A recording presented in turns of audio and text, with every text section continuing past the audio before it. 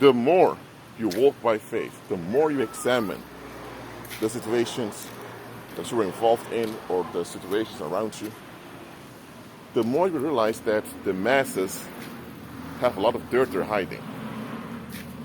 The masses hide a lot of dysfunction. Why do they hide all the dysfunction? Because once all dysfunction is in the open, you begin to ask yourself, how come the public or the people are so dysfunctional? And then the conclusion will be it's because of neglect. People don't care, just want to be left alone, but they want the benefits. So the narcissism of the crowd is exposed. And once the narcissism of the crowd is exposed, there's no way it can go back. And nobody wants to be there. People just want to go through life. They want this fairy tale existence in which they never have to be challenged, they never have to face anything, in which they just have ease all the time. That's what the public wants. In order for them as a group to have that, they need to deny the obvious. So they either normalize dysfunction or they hide it.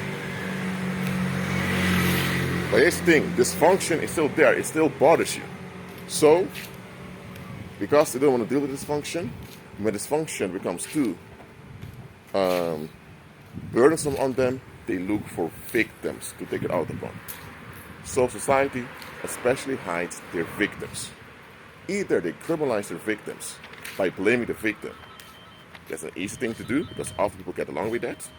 Or they turn into a cold case. Nobody looks for the missing person anymore, or that case, the homicide case cannot be solved. Or they just forget about the whole situation altogether, and a few decades later, on the story we figure out, hold on a minute, there are quite some missing people during this decade over here. How come there were no police investigations? Here's what it comes down to. The public wants to escape in the here and now. And by doing that, they forget that the here and now affects the future. So when the future arrives, a few decades, and sometimes even decades, or several years pass by, what they were hiding will resurface one way or the other. If they killed an individual, that individual wouldn't shut their mouth about how they were neglected.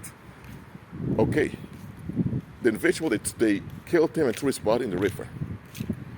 At the edge of the river, maybe 20 or 40 years later, someone may find a skeleton.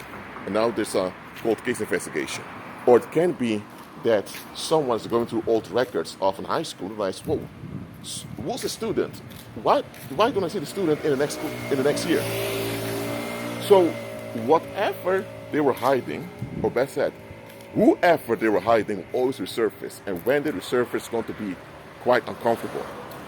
It can be, for example, that your grandparents were involved in hiding someone that they've abused, or they were involved in the homicide of someone, and now 40 years later, you figure out that the high school your grandfather went to now has some cold case investigation that relates to the time your grandfather was attending this high school.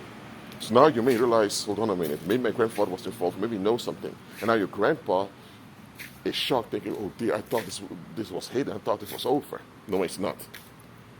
Look, the public always seeks for victims to offload their tensions upon so they can escape. And often they succeed in hiding those victims.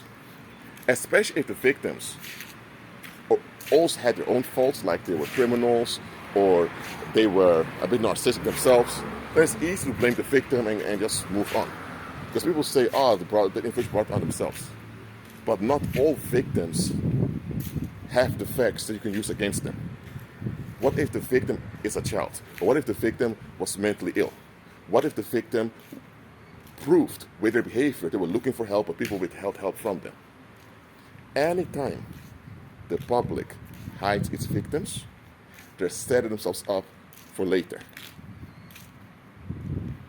But because it's often 20, 30, 40 years later that the time bomb explodes, they think, I'll just move out of this place when it happens, whatever. And sometimes the time bomb explodes earlier. So don't be surprised if suddenly you figure out things about your community, or about some relatives, or about your spouse, or the family of your spouse, that you think, I don't want to know this. Listen, process it and face that This is the reality you're dealing with. Because the moment you join the concealment, you are now collaborator of the evil. Am I telling you to openly reveal the secret once you figure it out? No, because that can cause harm. If you find out, for example, that your father-in-law was a rape suspect in the 1970s and he was acquitted, but now you doubt whether he was actually innocent or not, you're not going to put it on social media. Because listen, your children may read this on social media. Also, the classmates or fellow students of your children will read it, and then you'll be endangering and harm the future of your own children. In this case, you're not going to spread it all around, but you are going to process, you know what, my father-in-law is not who I thought he was. Simple as that. Process when scandals come out. Don't collaborate with concealing them. With concealment, I mean pretend like it never happened by shutting up other people. You can hide, you can keep something hidden. You can keep a scandal hidden. You don't have to spread all over social media, tell everyone about it. But also do not just suppress it just because you want to hear about it. Process it. That's what you need to do. That's it for now. Keep on agreeing with Christ and be at peace.